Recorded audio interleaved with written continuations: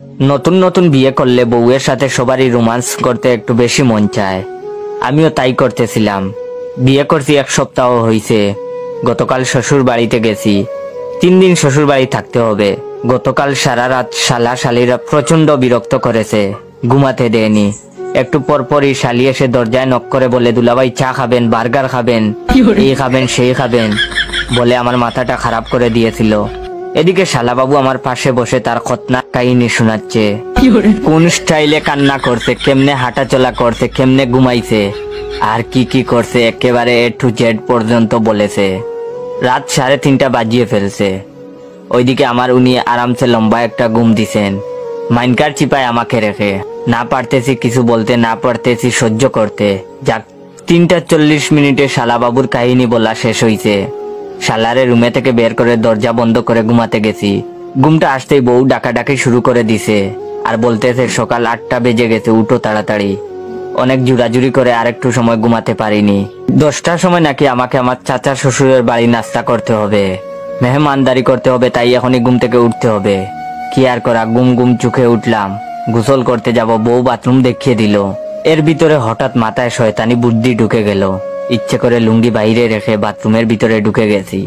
তারপর বউকে ডেকে বললাম, লুঙ্গিটা দাও। বউ বললে, দাঁড়াও দিচ্ছি। আমি মনের আনন্দে গোসল শেষ করে বউয়ের জন্য অপেক্ষা করতেছি কখন লুঙ্গি নিয়ে আসবে।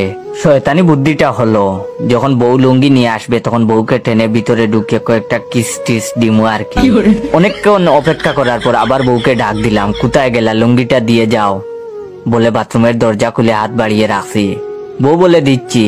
একটু পর বউ লুঙ্গি নিয়ে আসলো। আমার হাতে লুঙ্গি দিতেই বউয়ের মুখ না দেখে আমি বউয়ের হাত ধরে ফেলেছি। হাত ধরে টানাটানি, বউ টানে বাইরের দিকে, আমি টানি ভিতরের দিকে। পুরুষ মানুষ তো, তাই বউ টানাটানি করে পারেনি। টেনে হেসে ভিতরে ঢুকিয়ে দরজা বন্ধ করতে যাব, তখন জুড়ে ও মাগো বলে চিৎকার মারছি। শ্বশুর বাড়ির সব বাথরুমের সামনে জড়ো হয়ে গেছে। আসলে কাহিনীটা কি হয়েছে এবার আমি বলি। বউ লুঙ্গি দিতে দেরি হচ্ছে বলে শাশুড়ি নিজেই লুঙ্গি দিতে চলে আসছিল। বউ মনে করে আমি এই কামটা করে ফেলেছি। শাশুড়ি হাসতে হাসতে বাথরুম থেকে বের হয়েছে। আমি তাড়াতাড়ি বাথরুমের দরজা বন্ধ করে ভিতরে বসে আছি। সব ঘটনা শাশুড়ি সবাইকে বলতেই হাসাহাসির প্রতিযোগিতা শুরু হয়ে গেল। শালাশালি হাসতে হাসতে মাতৃতে গোড়াগড়ি খাচ্ছে।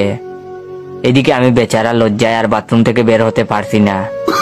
কি কামটা করলাম, আর কখনো এমন রোমান্স করার চিন্তাও করব না আমি। কিছুক্ষণ পর বাহির থেকে বউ ডাকতেছে, সবাই চলে গেছে, বের হয়ে আসো। আমি বাথরুম থেকে বের হয়ে লুকিয়ে লুকিয়ে রুমে ঢুকেই সেই যে দরজা বন্ধ করছি এখনো খুলি নাই। আর হে, এই রুমে বসেই আমি এই ভিডিওটা টিকটকে আপলোড করতে